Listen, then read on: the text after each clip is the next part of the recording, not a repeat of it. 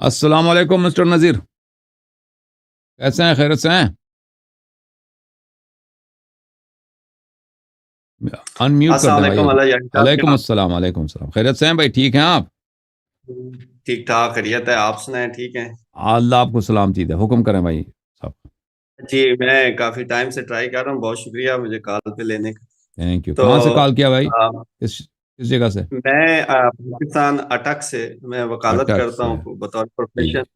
جی سر۔ اور میرا جو کنسرن ہے بیسیکلی جی وہ یہ ہے کہ ہمارا ڈے ٹو ڈے جو کیسز ہوتے ہیں اس میں پلیڈ کرنا مختلف کلائنٹس کو، تو فیملی کیسز میں جو ایشو مین ہمیں سامنے آتا ہے اس میں ایک چیز تو میں آپ سے ڈسکس کرنا چاہوں گا کہ یہ جو فقہ جعفریہ کے حوالے سے کہ خلا کا جو کنسیپٹ ہے وہ بہت سارے علماء یہاں خلا کو ماننے سے انکار کرتے ہیں، جو عدالت خلا ڈکری کرتی ہے کسی بھی خاتون کو۔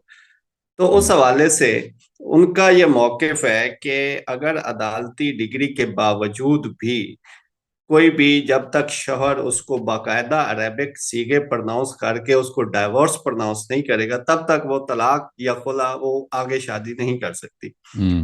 تو اب یہاں پہ میرا جو آپ سے استدلال میں یہ چاہ رہا ہوں کہ اب جو عورت ہے بیسیکلی تو عقد ایک کنٹریکٹ ہے، سیول کنٹریکٹ ہے کہ وہ دونوں ہسبینڈ اور وائف وہ ایک حق مہر کی شرط پہ اکٹھے ہوتے ہیں اور وہ حقوق زوجیت ادا کرتے ہیں۔ تو اس میں یہ مین پرابلم یہ ہے کہ اگر مرد تو ڈیسائیڈ کر لے کہ اس نے یہ ختم کرنا ہے رشتہ تو اس کے پاس تو آپشن ہے کہ وہ طلاق پرناؤنس کر دیتا ہے۔ جب وائف دوسری صورت میں جب وائف چاہ رہی ہوتی ہے کہ اب میرا اس کے ساتھ گزارا نہیں ہے، میں اس کے ساتھ نہیں رہ سکتی، تو ایسی سچویشن میں فقہ جعفریہ کے مطابق تو پھر تو اس کے پاس آپشن بچتا ہی کوئی نہیں۔ پھر اس کے پاس کیا آپشن ہے؟ اگر وہ کورٹ جائے گی، کورٹ اس کو ڈگری کر دے گی، پھر بھی کورٹ اس کو ریفر کر دے کہ بھائی آپ طلاق کے سیغے لے کے آؤ ہسبینڈ سے، اور ہسبینڈ کہے کہ بھائی نہیں میں نہیں کرتا، طلاق کے سیغے جاری نہیں کرتا، تو پھر ایک تو یہ ہے کہ وہ ساری زندگی وہ پھر میکے ہی گزار لیتی ہے اور اس کو ڈائیورس نہیں ہوتی۔ تو اس حوالے سے میں پہلے یہ کوسچن اگر آپ اس کا رپلائی کر دیں۔ دیکھیں، شیعہ مذہب میں خلا کا طلاق ہے کیوں نہیں ہے؟ اس کا طریقہ یہ ہے کہ عورت اپنے حق مہر سے کہہ دے کہ بھئی مجھے حق مہر نہیں چاہیے، مجھے جانے دے دو، اور شوہر قبول کر دے، یہ خلا ہوتی ہے، ٹھیک ہے نا؟ اگر کوئی عورت کسی شوہر کے ساتھ نہیں رہنا چاہتی کسی وجہ سے، وہ طلاق مانگتی ہے، تو وہ اپنے شوہر سے طلاق کا مطالبہ کر سکتی ہے۔ شوہر طلاق دے گی تو اس کا طلاق ہوگا۔ اگر شوہر طلاق دینے کے لیے تیار نہیں ہے اور عورت کے پاس عورت کا خرچہ نہیں دے رہا وہ شخص، یا اس سے برا برتاؤ کرتا ہے، مثلا مارتا بہت ہے، تنگ کرتا ہے، خرچہ نہیں دیتا، یا خرچہ دیتا ہے مارتا ہے، بدخلقی کرتا ہے، تو اس کا طریقہ کار یہ ہے شیعہ مذہب میں کہ وہ شرعی قاضی کے پاس جائے گا۔ ہمارے ہاں یہ ہے کہ گورنمنٹ کے مقرر ذات جو ہیں یہ شرعی نہیں ہے۔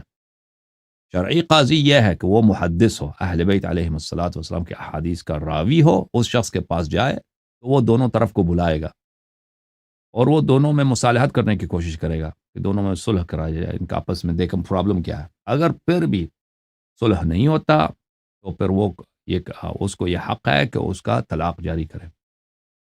وہ اس کی شرط یہ ہے کہ وہ راوی حدیث ہو، مشایخ حدیث ہو، اہل بیت علیہم الصلوۃ والسلام کے روایات کا ناقل ہو، اس کی شرط یہ ہے۔ جی نہیں یہ تو فسخ ہو گیا نا، یہ تو تنسیخ ہو فسخ ہو گیا نا، وہ تو نکاح قاضی کو نہیں اختیار ہے کہ وہ نہیں فسخ وہ کرے گا۔ ہاں فسخ کر دے، بالکل طلاق کو کینسل کر دے۔ تو خلا وہی ہے، خلا وہی ہے اصل کہ عورت جو ہے مرد کو کہہ دے گا کہ بھئی میں اپنا مہر نہیں مانگتی تم سے، اور وہ اس کو طلاق دے دے، ٹھیک ہے نا؟ یہ ہے۔ نہیں پھر بھی میرا یہاں پہ اصل موقف یہ ہے اللہ یار صاحب اور کی یہ جب فسخ نہیں ہے، خلا اور جو میں نے پچھلا جو کہہ دے وہ فسخ نہیں ہے، وہ طلاق ہے، وہ طلاق جاری کر دے گا۔ قاضی شرع جو ہے وہ طلاق جاری کر دے گا، فسخ نہیں ہے۔ چلو اس پوائنٹ پہ میں صرف خلا کو کرنا چاہ رہا ہوں کہ جی خلا بیسیکلی تو ایک بیوی کا حق ہے، اور وہ کسی بھی ٹائم پہ اپنا حق مہر واپس کر دے یا غیر معجل جو ہے وہ اس کو معاف کر دے اور وہ کہے کہ اب میں اس کنٹریکٹ کو، اس ایگریمنٹ کو یا اس عقد کو ختم کرنا چاہتی ہوں، جی تو وہ پھر بھی یہاں پہ علماء کا پاکستان میں ابھی ریسنٹلی ایک فتویٰ آیا ہے اور اس میں باقاعدہ جو ہماری سپریم کورٹ ہے اس نے سائٹیشن میں اس کو مینشن کر دیا کہ پھر فقہ جعفریہ کی جو خلا ہوگی وہ عدالت تو ڈگری کر دے گی، لیکن ایون دین ہسبینڈ کو طلاق کے سیغے جاری کرنا ہوں گے. اب ایسی صورتحال میں ہسبینڈ انکار کر دے تو پھر وائف کدھر جائے؟ اب ہم دیکھیں شرعی یہ کورٹ شرعی نہیں ہے نا، یہ کورٹ شرعی اسلامک نہیں ہے، یہ کورٹس انگریزوں کے کورٹس ہیں، اور یہ ان کے قاضی جو ہیں یہ ہم شریعت میں ہم ان کو نہیں مانتے. دیکھیں اگر آپ رسول اللہ صلی اللہ علیہ وسلم کے زمانے میں ہوتے تو یا تو خود پیغمبر کے پاس جاتے یا رسول اللہ صلی اللہ علیہ وسلم نے جن کو اپوائنٹ کیا ہے قضاوت کے لیے ان کے پاس جاتے. آپ اس زمانے میں بھی جو ہے انگریزوں کے کورٹ میں آپ نہیں جا سکتے تھے. اب ان کے مطلب بعد ہم یہ 1400 مقام سال رسالت کے پناہ کیسے صلی اللہ علیہ وسلم کے بعد یہ کس کو ملی ہے؟ یہ ائمہ اطہار علیہ السلام کو ملی. ائمہ اطہار علیہ السلام نے فرمایا کہ تمہارے درمیان کوئی اگر کسی مسئلہ کا نزاع ہو تو ہمارے روات حدیث کی طرف رجوع کرو، انہوں نے فرمایا. تو اس لیے یہ کورٹ شرعی ہے ہی نہیں ہے، ان کا شرعی کوئی حیثیت نہیں ہے. یہ جو بھی کریں شریعت ان کو ریکگنائز نہیں کرتی. ٹھیک ہے نا؟ نہیں شریعت پھر تو کوئی مطلب سولوشن ہی نہیں ہے نا شریعت کے پاس. ابھی میں نے آپ عرض جس کیا نا، کہہ ابھی رہے ہیں کہ میں نے جو بتایا آپ کی خدمت میں بہت ہی آسان طریقہ کار ہے. وہ راوی حدیث کے پاس جائیں، شیخ حدیث کے پاس جائیں، وہ ان کے درمیان طلاق جاری کر دے گا. اگر واقع اگر طلاق جاری کر دے گا، وہ کون سا مشکل ہے؟ نہیں جو کورٹس کو دیکھیں نا، ہمارے قانون جو شرعی قانون ہے ویسے کورٹس میں جتنے قوانین ہیں نا وہ فقہ کے مطابق ڈیل کیے جاتے ہیں. جو مسئلہ کہ حنفی ہے، شافعی ہے، مالکی ہے یا فقہ جعفری ہے، ان کو اکارڈنگ ٹو دیئر سیکٹ وہ ان کے مسلک کے مطابق ڈیل کیا جاتا ہے. خلا کا جو حق حنفی مسلک کو ہے وہ ٹھیک ہے کہ کورٹ میں جاتے ہیں اور وہ کہہ دیتے ہیں تو وہ ان کو خلا گرانٹ ہو جاتی ہے. ابھی فقہ جعفری کا یہ مسئلہ ہے کہ وہ جب گرانٹ ہونے کے باوجود بھی شوہر کے پاس جانا ہے کہ اس نے وہ طلاق کے سیغے جاری کرے. تو اب اس میں تو قاضی کا لین دین تو تب آئے گا نا، قاضی کا تو اختیار فسخ کرنے کا ہے، نہ کہ خلا کا. تو خلا کا تو اختیار وائف کا ہے. اور دوسری صورتحال میں یہ ڈسکس کریں کہ اگر میں امام زمانہ علیہ السلام کے حوالے سے کہ ہم جیسے ہمارا ایک عقیدہ ہے کہ امام زمانہ علیہ السلام ہمارے امام ہے اور زمانے کے امام ہے، تو اگر فار ایگزامپل میرا یہ رائٹ ہے، میرا حق ہے کہ میں اپنے امام کے زمانے کے امام سے اپنی رہبری اپنے مسائل دو بدو ڈسکس کر سکوں، تو میرے پاس تو کوئی اور سلوشن نہیں ہے. بھائی صاحب جبکہ ان کے غیبت کے زمانے میں میرے پاس کیا سلوشن ہے؟ یہ دیکھ بھائی، یہ کتاب ہے الاصول من الکافی، اس میں باب اختلاف الحدیث میں الاصول من الکافی باب اختلاف الحدیث جلد نمبر 1 صفحہ نمبر 67 میں امام علیہ السلام نے فرمایا اذا جاء یہ ہے جب ہمارے دو آدمی کے درمیان من اصحابنا بینہما منازعۃ فی دین او میراث، ان کے درمیان کسی مسئلے پر، دین ہے، قرضے کا مسئلہ یا میراث کا مسئلہ، اس میں ان کے درمیان کیا ہوتا ہے؟ نزاع ہو جاتا ہے، ڈسپیوٹ ہو جاتا ہے. تو ہم جو گورنمنٹ اس زمانے میں خلفاء تھے ان کے قاضیوں کے پاس جائیں، فتحاکم الی السلطان و الی القضاة ایحل ذلک؟ قال من تحاکم الیہم فی حق او باطل فانما تحاکم الی الطاغوت. جو شخص ان قضات کے پاس جاتا ہے، ججز کے پاس جاتا ہے، غیر شرعی ججز کے پاس جاتا ہے، ایسا ہے کہ یہ شیطان کے پاس جائیں. ایسا ہے کہ شیطان کو کہہ دیں کہ شیطان آ جاؤ ہمارے درمیان، کیا کرو تم فیصلہ سلاؤ. وما يحكم له فانما ياخذ سحتا وان كان حقا ثابتا له. اور اگر وہ ان کے حق میں فیصلہ دے دیتا ہے، وہ صحیح فیصلہ بھی دیتا ہے، پھر بھی اس نے غلط کام کیا، اس کو اپنا حق اٹھانے کی اجازت نہیں ہے. اس کو چاہیے تھا کہ کس کے پاس جائے؟ راوی حدیث کے پاس چلا جائے. اوکے، مگر یہ ایک صورتحال یہ ہے کہ مثلا یہ تو ناممکنات کی طرف جا رہے ہیں نا، کہ اب پورا سسٹم ایک چل رہا ہے، آپ پورا سسٹم کے خلاف کیسے بغاوت کر سکتے ہیں؟ شرعی نہیں ہے بھائی، شرعی نہیں ہے بھائی، شرعی نہیں ہے. ٹھیک ہے نا؟ سسٹم جو شرعی ہے، شیعوں کا حکم ہے کہ وہ راوی حدیث کے پاس جائیں. جی ہاں. اب یہ تو مسئلہ اور گمبھیر ہو گیا نا یہاں پہ. ابھی مجھے تعین کرنا ہے کہ راوی حدیث کون ہے، اور پھر اس کا تعین کرنا ہے کہ جو راوی حدیث جس کو پورا عبور حاصل ہے، وہ عالم دین، وہ امام علیہ السلام نے تعین کیا ہے. امام علیہ السلام ينظران الى ممن كان منكم ممن قد روى حديثنا ونظر في حلالنا وحرامنا وعرف احکامنا. جو آپ کے لیے حدیث نقل کرتا ہے اور ہمارے حلال و حرام کی معرفت رکھتا ہے اور ہمارے فیصلوں کو جانتا ہے، فَلْيَرْضَوْا بِهِ حَكَمًا، اس کو اپنے درمیان قاضی بناؤ، جج بناؤ. ٹھیک ہے نا؟ یہ اس کے پاس جاؤ. امام علیہ السلام نے یہ حکم سنا ہے.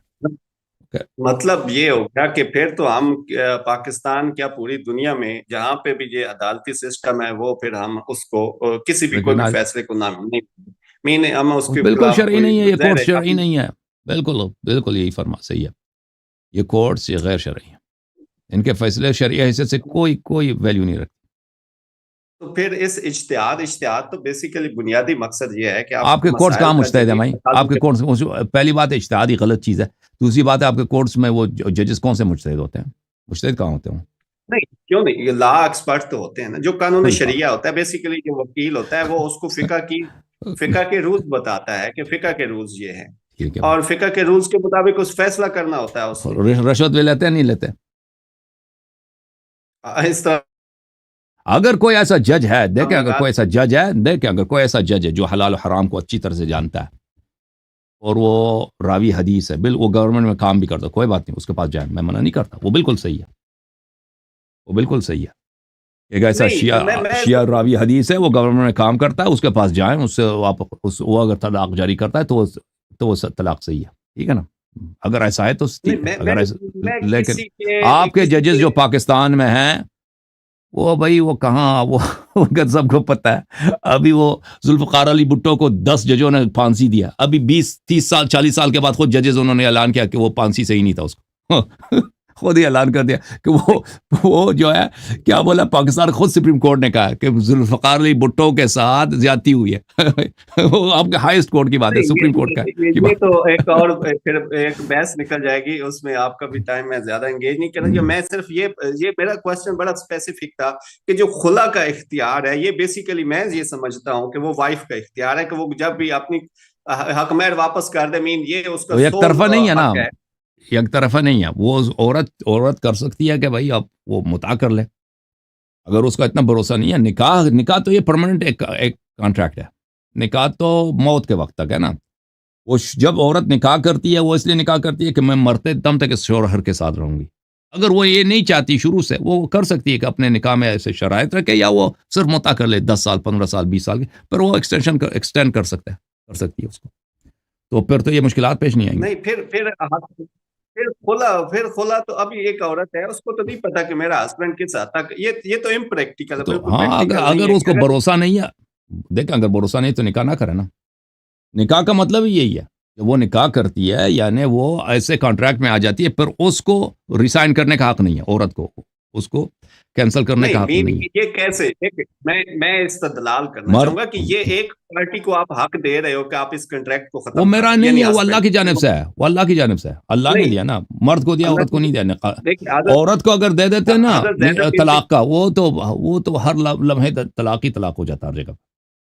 عورت کو اگر طلاق کا اختیار ہوتا نا، وہ تو جب بھی لڑائی ہو جائے فوراً اس کو غصہ جلدی آ جاتی ہے. عورتوں کو جذباتی ہوتی ہیں، وہ تو فوراً وہ تو ہر ہفتے ہر شہر میں ہر محلے میں کئی طلاقیں ہوتی ہیں. میں آپ سے اس بارے میں یہ بتانا چاہوں گا کہ جو طلاق کی ریشو ہے نا، وہ زیادہ ہے نسبت خلا کی ریشو کے. مین کے ہسبینڈ زیادہ امپیشنٹ ہے ایز کمپیئر ٹو وائف. نہیں، اگر اختیار عورت کو بھی ہوتے ہیں نا، کہ عورت بھی طلاق کا صیغہ پڑھ کے وہ مطلقہ بن جاتی، تو پھر تو طلاق جو میں عرض کر رہا ہوں کہ کوئی شادی بچتی نہیں، ہر جگہ طلاق ہی طلاق ہوتا ہے. جی ہاں.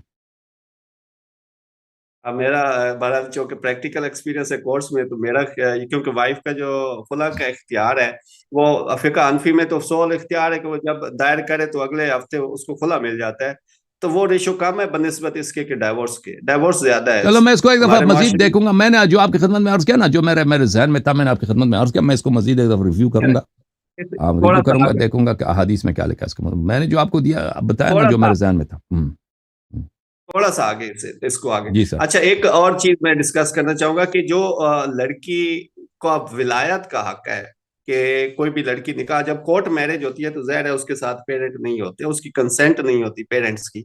تو وہ جو لڑکی ہے، کیا اس کو پھر ولی کے بغیر، جو سمجھا جاتا ہے کہ والد ہی اس کا ولی ہے، گارڈین ہے، تو اس کے بغیر اس کے نکاح کی کیا حیثیت ہے؟ اگر کوئی عورت کی کیا سچویشن ہے؟ مین کہ ایک لڑکی آتی ہے کورٹ میرج میں، تو ایسا ہوتا ہے کہ وہ without consent of their parent, اپنے والدین کی مرضی کے بغیر وہ آتی ہے اور کورٹ میرج کسی اپنی پسند سے شادی کر دیتی ہے. تو اس میں ولایت یعنی ولی جو اس کا اگر وہ باپ عورت ایسی ہے نا موجود، کہ وہ اپنے فیصلے خود کرتی ہے، اگر لڑکی ایسی اس حد تک پہنچ چکی ہے کہ اپنے فیصلے خود کر سکتی ہے، جو اس کو رشیدہ کہتے ہیں شرع میں نا، اپنی کاروبار چلاتی ہے، خرید کرتی ہے، فروخت کرتی ہے، سب اپنا فیصلہ خود کرتی ہے، تو اس کو ماں باپ کی اجازت کی اجازت، ماں کی تو کبھی اجازت نہیں ہوتی، باپ یعنی جو اس کا ولی ہے یا دادا کی، اس کی اجازت نہیں ہے اور اجازت کی ضرورت نہیں ہے. ہاں یعنی مین آپ کے کہنے کا لیکن ہے کہ اگر وہ فائنینشلی انڈیپینڈنٹ ہے تو وہ پھر اس کو اپنا فائنینشلی اختیار. نہیں، فائنینشلی کی ضرورت بھی نہیں ہے. مثلا اس حد تک پہنچ چکی ہے وہ اپنی زندگی خود چلاتی ہے نا، اپنا کام سب کچھ فیصلے خود کرتی ہے. تو اس کو ضرورت نہیں ہے. لیکن اگر وہ ڈیپینڈ کرتی ہے سارے امور پر ماں باپ پر، ماں باپ اس کے فیصلے کرتے ہیں، انہی کے فیصلے سے مثلا وہ اگر کالج جانے دیں گے تو یہ کالج جائے گی، یعنی وہ اس کے کیا کریں کیا نہ کریں اس کا فیصلہ باپ کرتا ہے. تو ایسی صورت میں اس کی شادی کی ضرورت ہے کہ باپ کی جانب سے کر. مگر یہ کہ باپ جو ہے نا، باپ اب یہ چیزیں دیکھنے کی ضرورت، کیونکہ ہمارے پروگرام جو ہے یہ فروع دین کے نہیں ہوتے، تو اب بہت سارے مسائل میرے ذہن میں فریش نہیں ہوتے. شاید روایات میں مجھے یاد پڑتا ہے کہ اس طرح ہے کہ اگر کوئی لڑکی، اس کے باپ جو ہے وہ بچی کی صلاح میں فیصلہ نہیں کرتا، بچی کے مسئلات میں فیصلہ نہیں کرتا، واقعا اگر اس طرح ہے تو پھر اس کو اس کی اجازت کی ضرورت نہیں ہے. اس طرح بھی یہ میرے خیال میں ہے، لیکن یہ دیکھنا پڑے گا. کیا میں اس بارے میں یہ تھوڑا سا ایڈ آن کرنا چاہوں گا کہ یہ جو ولایت کا حق ہے، میرے خیال میں جو ولایت کا ہے کہ وہ اس کے مین جو لڑکی ہے اس کے مفادات کا تحفظ اگر وہ کر سکتا ہے تو وہ اس کا ولی، اگر نہیں کر رہا تو وہ اس کا ولایت کا حق کھو دیتا ہے. تو باقی خلا کے حوالے سے میں مزید آپ سے بات کرنا چاہوں گا، کیونکہ خلا جو بڑا ہمارا بہت ہی کنسرنڈ میٹر ہے، کیونکہ یہ ہے تو فروعی مسائل ہمارے لیے، بٹ ہمارا چونکہ ڈے ٹو ڈے یہ ایشو ہوتا ہے کہ خلا کے جو کام کرواتے ہیں یا خلا ہو جاتی ہے کورٹس میں، تو اس کو بعد میں لڑکی کو شادی میں پرابلم ہوتا ہے، اور فقہ جعفیہ کے حوالے سے خصوصاً. اور نیکسٹ میرا لاسٹ یہ آپ سے کوشچن ہوں ہے کہ ہمارے امام زمانہ علیہ السلام کے حوالے سے جو فقہ جعفیہ کا کنسیپٹ ہے کہ وہ اپنا موجود ہیں اور وہ ہمیں دیکھ رہے ہیں، اور ہمارے تمام اعمال کے ان کی زیر نگرانی ہیں. تو میرا یہ کوشچن یہ ہے کہ میں اگر میرے امام ہیں اور میں ان سے کوئی رہنمائی لینا چاہ رہا ہوں، تو میری امامت میرا امام تو وہ ہے جو مجھے دو بدو میں جس سے رہنمائی یا جس تک میری پہنچ ہو، اپروچ ہو.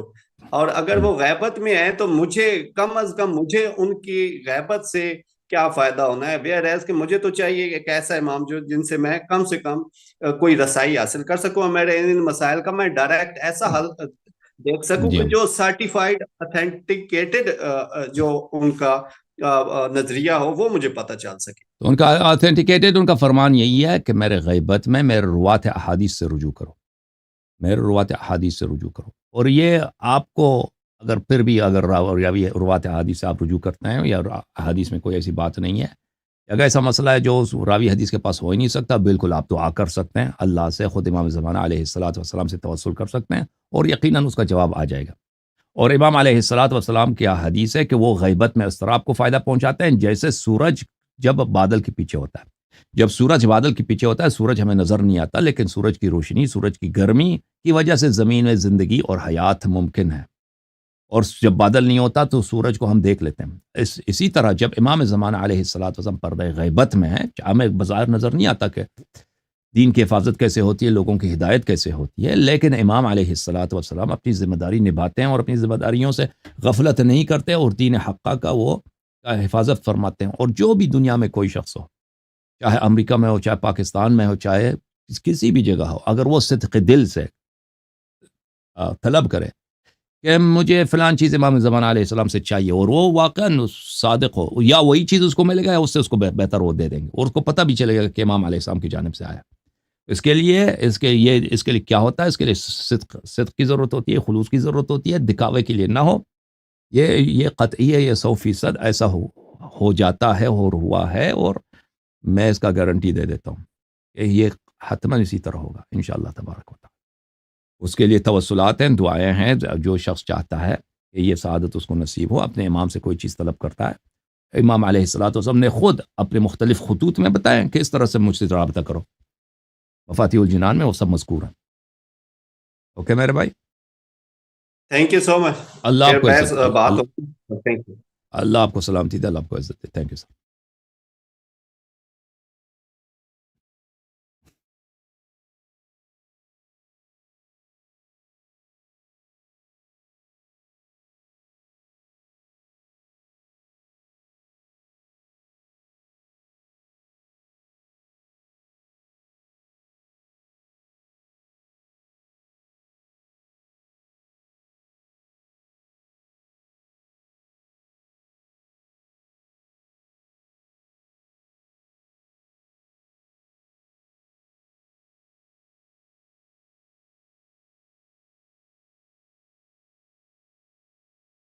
جی السلام علیکم بھائی صاحب.